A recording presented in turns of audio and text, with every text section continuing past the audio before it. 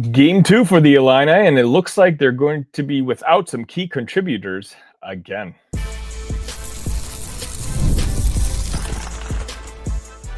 You are Locked On Illini, your daily podcast on the Illinois Fighting Illini. Part of the Locked On Podcast Network, your team every day.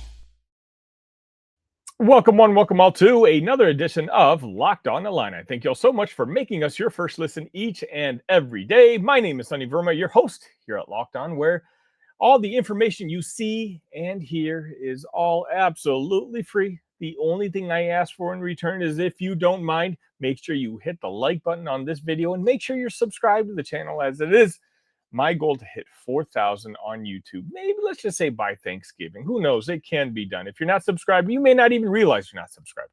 So if you can, make sure you are. Today, we're going to be talking about game two for Illinois. They're going to be playing Florida Gulf Coastal on Peacock on Friday evening. The game will be at 7:30 Central Time, so make sure you know it's on Peacock. It's not going to be on the Big Ten channel or Big Ten Plus or anything like that. It's a game where, if we're being honest, it's going to be a step up when it comes to challenge level from what Illinois had on Monday night against Jackson State, but still not at the point where Illinois should in any sort of way feel threatened. This should still be a game that Illinois wins kind of handedly. And so, again, when it comes to the game preview, I'm not going to talk too much about Florida Gulf Coastal. I mean, I can give you a brief scouting report. They love shooting threes. This is a team that shot, I think, 43 of them in their first game.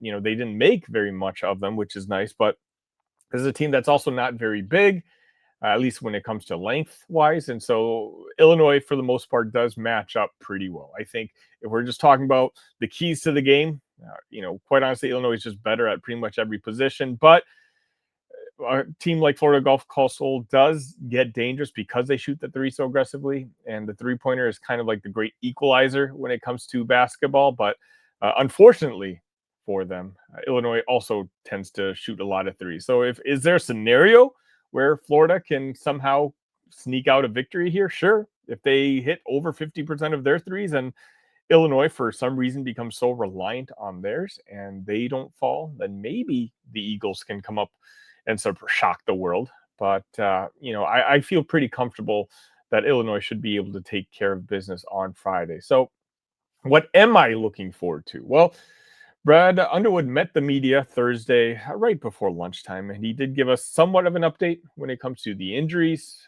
First off, no surprises.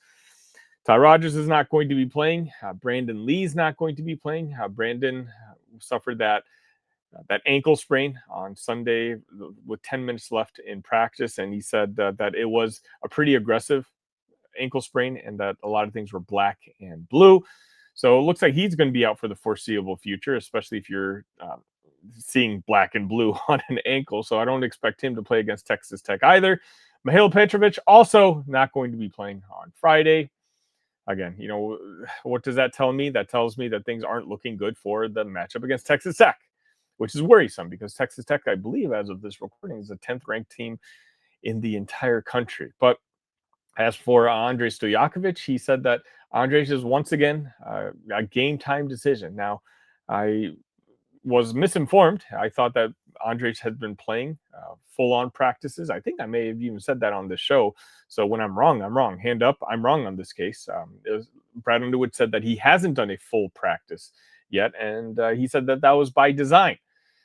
So, when you miss 8 weeks of practice, it's going to take time for Andres to get acclimated. And so for me personally, that's all the more reason I hope he does able to suit up on Friday just to kind of get some run on the court with his teammates. Because, if there's a chance of him playing against Texas Tech, I want him out there on the court.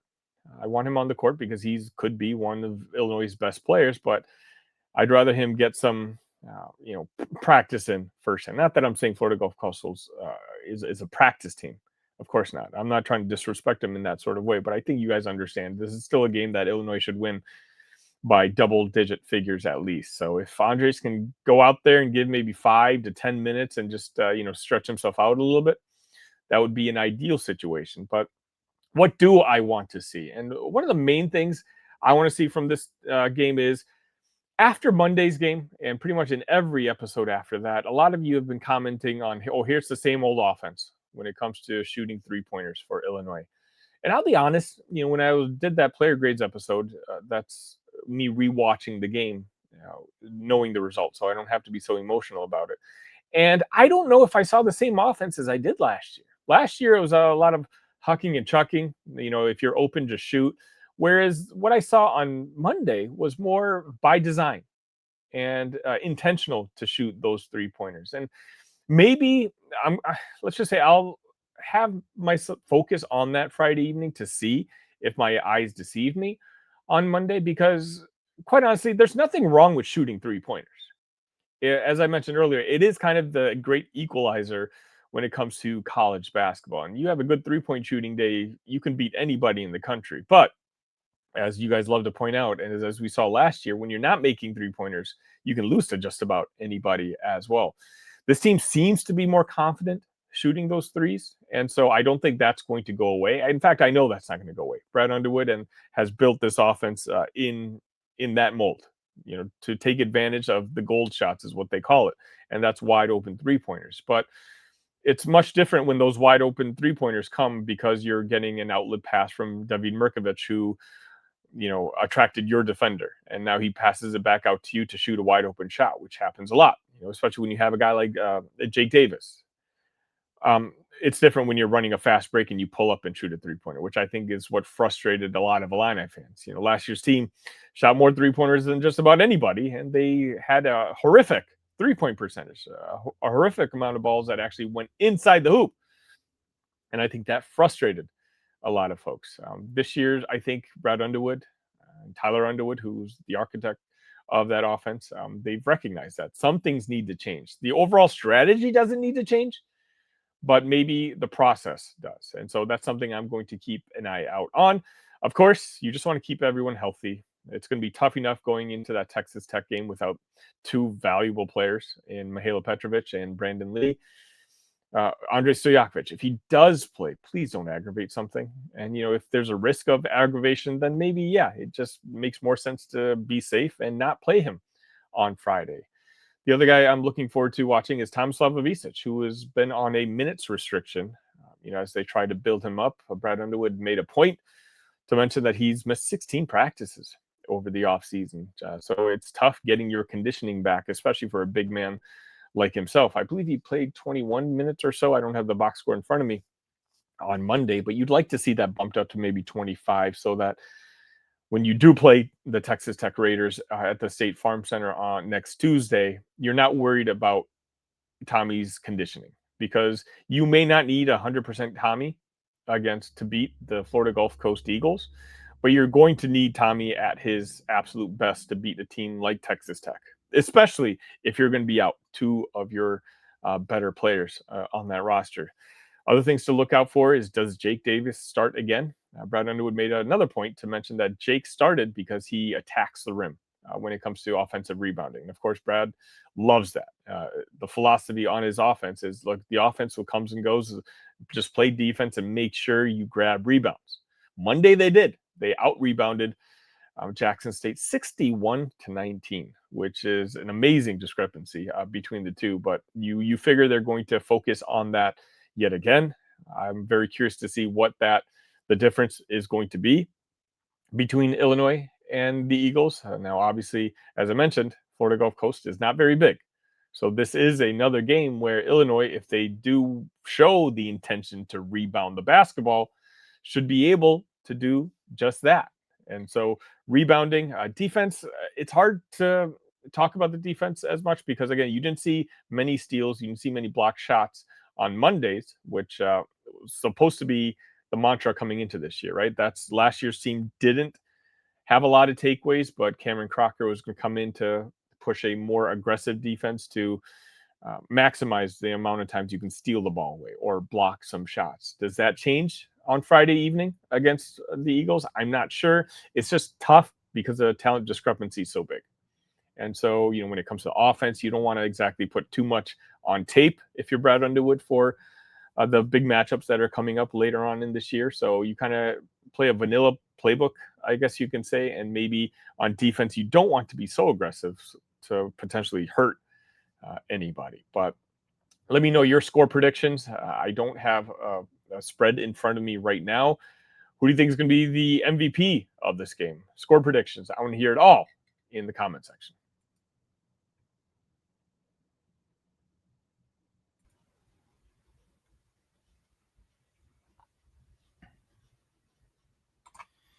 It's almost the weekend. Time to look back and crown this week's MVP on Who's Delivered, powered by DoorDash. Just like you can win every Saturday with DoorDash Streaks, saving more every time you order, these players delivered when it mattered most. Let's break it down. For the Illini, I feel compelled to take David Mirkovic. When you're talking about 24 minutes, 19 points, 14 rebounds Monday night against Jackson State. Hopefully it's just a preview of where things are to come. And just like David Mirkovic came through for the Illini, DoorDash delivers your Saturdays with DoorDash Streaks. You save every Saturday you order, stack it up all season, and you could save up to $250, including $100 in DoorDash credits. Order this Saturday. Keep the streak alive. Fuel your game day only with DoorDash. Terms apply. Promo period through 11/18.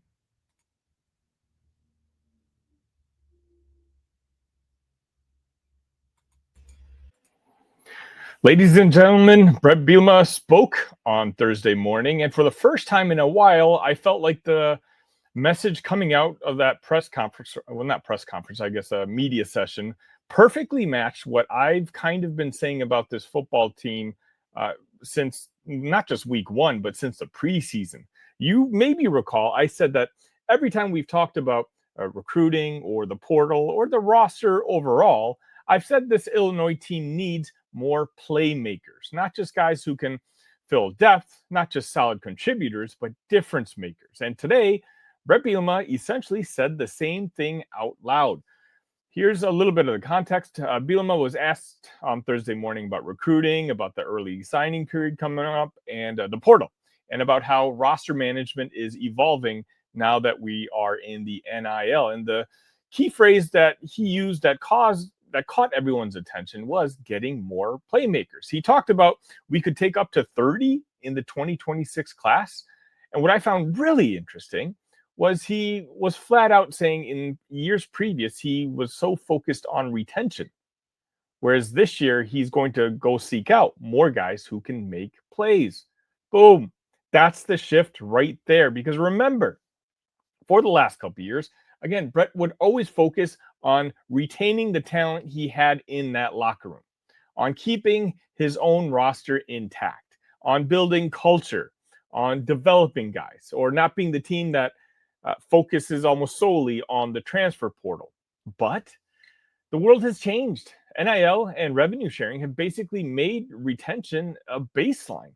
It's not optional anymore. It's the price of entry. So if you're not adding difference makers on top of that, you're honestly just falling behind. Let's call this for what it is. It's an evolution of the Brett Bielema model. He's been very open about how he prefers development over quick fixes, and that approach has given Illinois a ton of stability early in this tenure, but now it's 2025. Next year's going to be 2026. The market has simply shifted. Teams that sit back and wait their turn in the Big Ten are going to get passed by. So Brett, to openly say that they're going to be aggressive in the portal, that they may ask guys on the roster who are not earning their keep to possibly look for opportunities elsewhere, that tells you everything you need to know about where this program is headed. And keep in mind, the tone wasn't Brett Bielema being frustrated. This was Brett Bielema adapting. And frankly, he has to, because the biggest difference between Illinois and the Ohio States or the Indianas, it's not effort, it's not coaching acumen, it's the playmaking. Go back through the season's games. The losses to Indiana, Ohio State, and Washington. Those teams had dudes who could just win a play. Illinois has solid players, tough guys, but I don't think they can match the amount of difference makers that they line up against every single weekend on the outside.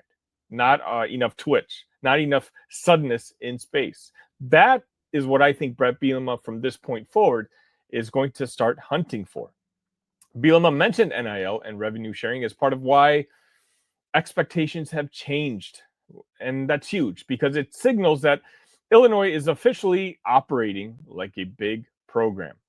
It's no longer about, hey, we'll develop guys and hope for the best. It's we're paying real money to retain and attract the right guys. And it's not just a football issue, it's every sport now. But in football, the stakes are enormous. What this probably means behind the scenes is Illinois will prioritize portal money for impact positions, maybe wide receiver, edge rusher, maybe a corner or safety who can take the ball away. You can get solid linebackers, interior linemen through development, but playmakers, those cost money now. And that's where, quite honestly, you just can't be shy. Now, he also hinted that some guys, unfortunately, could be cut loose. And that's going to sound harsh, but it's the reality of college football in 2025. If you can't help a team win, if you're taking up a scholarship and not contributing on Saturdays, well, you're probably not going to be here much longer. Bielema's not a guy who loves that side of the business, but he's pragmatic. He knows that if Illinois is going to sign 25 to 30 kids in this next cycle and still wants to bring in impact transfers, well, there's going to have to be some sort of turnover. And again, this is the first time, at least I remember, him publicly acknowledging that they're ready to play that game. And that tells me that he's looking forward to other programs and seeing what they've done, flipping entire offensive skill rooms through the portal and realizing that Illinois can't just sit back anymore. The staff is already working the JUCO and the flip market hard. Brett Bielema said himself there's a potential prospect they want to bring in, but the prospect has already made 2 visits, and after those 2 visits, there were coaching changes. Brett said that he was pretty confident that with his new 7-year deal that's not going to happen to him. The early signing period is less than a month away now, so you'll probably see a few last-minute pushes, especially at premium positions. But the story will be the portal window. They're going to use it like never before. And if you've been watching this show, you know I've been saying this for months now. Illinois needs to get faster. They need to get more explosive. And they need to modernize how they build this roster. And that's not a knock on Brett Bielema's core philosophy. It's more so an update to it. It's what Alabama did when Saban went from ground and pound to spread offense. It's what Michigan did when they finally embraced a passing game. It's an evolution, not an abandonment. So yeah, when Bielema said this morning that they're looking for playmakers, I'm not going to lie. I smiled a bit because that's what we've been begging to hear all season long. The program's foundation is strong. The culture, the toughness, the player development. But if we ultimately want to move from being good to the very good, to the great, you need to stack athletes who can flip games with one touch. Illinois is about to take a more aggressive approach. Some familiar faces might move on. New stars come in, and the roster could look very different by spring ball. And that's not something to fear. That's something to celebrate. It means Illinois isn't content just being respectable. They're chasing wins. They're chasing difference makers, and they're chasing a ceiling that with the right additions could lead them to the college football playoffs. So keep an eye on the next month between JUCO flips, portal offers, and a massive 2026 class on the horizon. Things are about to get busy in Champaign. And if you've been listening to the show all year, as you should have been, well, hopefully you saw this coming. Because Illinois doesn't need more bodies, it needs more ballers. And it sounds like Brett Bielema finally agrees.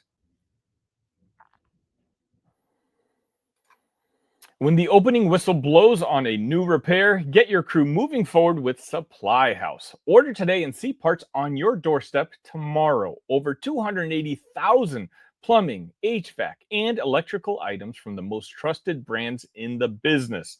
Their real-time inventory and honest lead times keep you from punting projects, while their industry-leading customer service always has your blind side covered.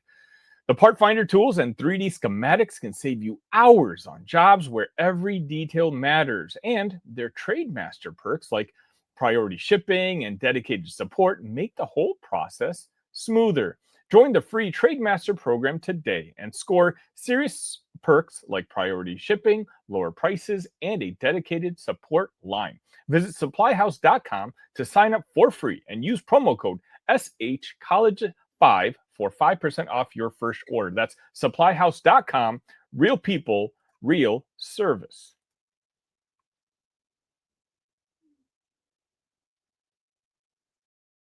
It's the Friday episode, so I wanted to approach a topic which I see other people talking about. So I figure um, maybe it's worth discussing. Quite honestly, I kind of want your guys' feedback on all this. College basketball season has finally kicked off.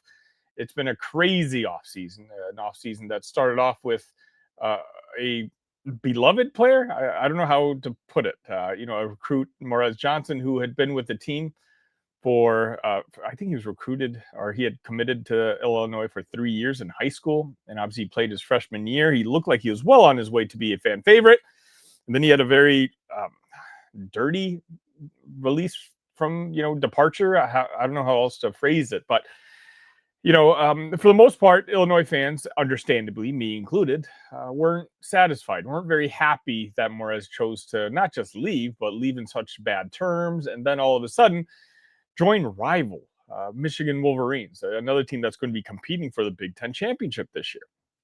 And, the mood has changed, at least in my opinion. It's pulled a 180 ever since Illinois has seen who his replacement is. David Mirkovich, I don't think I'm being biased when I say this, could very well be an upgrade on Morez Johnson and what he would have brought to the table this year. I think he's a more skilled all-around player. We still have to see how he plays defense against more top-notch competition, but it's going to be an ongoing battle storyline moving forward. And I know even in my post-game live, which I do after every game. So again, make sure when the Florida Gulf Coast game is over that you tune in right here. I'll do a live rapid reaction episode immediately afterwards. But I did notice, because while I'm creating the episode, I do have a chat section. And, I saw a lot of people be bringing up Morez Johnson and the stat line that he was producing that particular day. I think he had 24 points, 3 rebounds, something along those lines.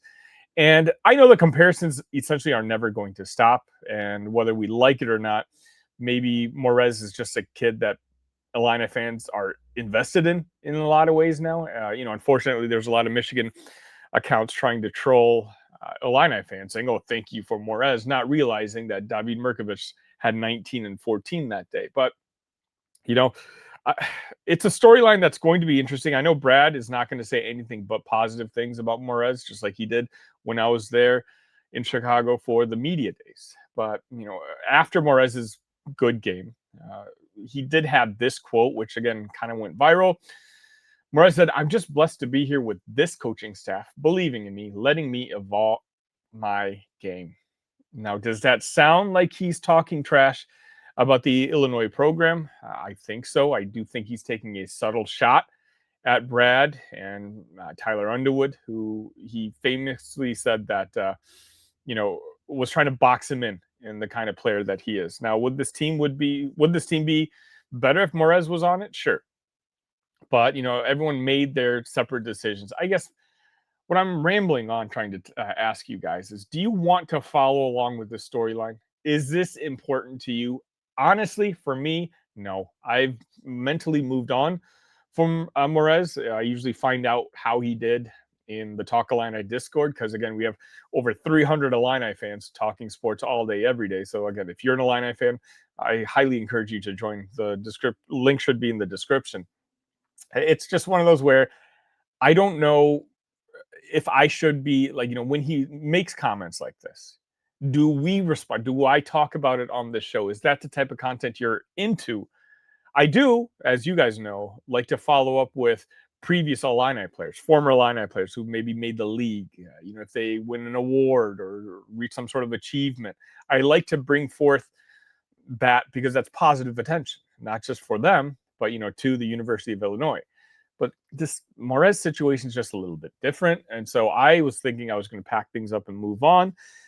But of course, doing what I do for a living, I also understand that I have to provide you what you guys are going to click on and what you guys are going to pay attention to. And so if the Morez situation is just something that you want me to playfully, compare here and there, I will. So I just want to ask you guys for your feedback on that. But moving on, regardless, again, Florida, Gulf Coast and Illinois is going to be playing Friday evening at 7:30 p.m. Central. I don't think I'm going to have a co-host for that game. The person I had in mind, something had come up randomly. But again, however late night that game goes, I will be on discussing it. Make sure you've liked and subscribed to this channel. Thank you for making Locked On Illini your first listen today. For your second listen, check out Locked On Big Ten. Craig Shimon breaks down the most exciting conference in college sports, from rivalries to the championship and every game in between. Find Locked On Big Ten on YouTube or wherever you listen to podcasts. Part of the Locked On Podcast Network, your team every day. That's going to be just about it. I'll see you Friday evening, and then maybe I'll see you Sunday. Again, it's nonstop content. I believe I've gone 15 or 16 straight days. That includes weekends of Illini content on this channel. So I only continue to do this because the amazing support you guys have shown me, both on YouTube and, more importantly, those of you guys who are downloading episodes. We're getting almost twice as much downloads every single day as we had last year at this time. You guys are completely amazing. It's an honor to talk Illini sports with you. And until next time, ILL. Love you guys.